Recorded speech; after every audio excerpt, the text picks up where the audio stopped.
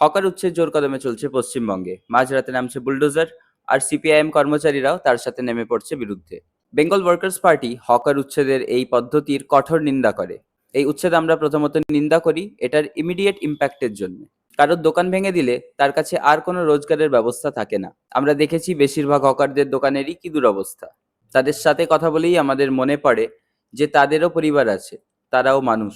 একটা নোটিশ, পুনর্বাসনের ব্যবস্থা বা বিকল্প রোজগারের সুযোগ না দিয়ে কারোর দোকান ভেঙে দেওয়া শুধু অনৈতিক নয়, এটা গরিবের বিরুদ্ধে অবিচার। আমরা গরিব মানুষ কোথায় যাব?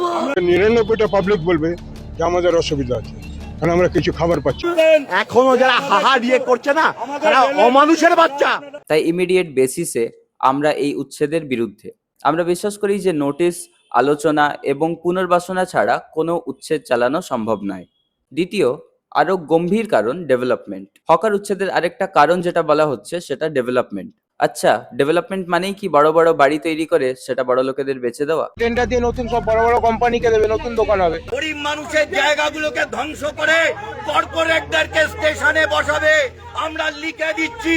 এবং তাদেরকে কোনো নোটিশও দেওয়া হয়নি এবং বহু মানুষের ক্ষয়ক্ষতি হয়েছে, কারো লক্ষাধিক টাকার জিনিস কিন্তু। ডেভেলপমেন্ট মানে শুধু কংক্রিট না, ডেভেলপমেন্ট মানে মানুষের জীবনের উন্নয়ন। ডেভেলপমেন্টের নাম করে মানুষের রোজগার কেটে ফেলা ডেভেলপমেন্ট নয়। বাংলা শুধু এই মাটি না, বাংলা এখানের মানুষও।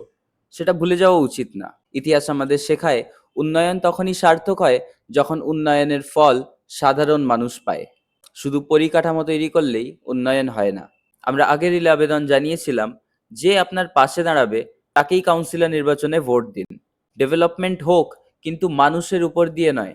আর কে ঠিক কে ভুল, এখন সেই প্রশ্নের উত্তর আপনার সাথেই। জেগে উঠুন, এর বিরুদ্ধে জেগে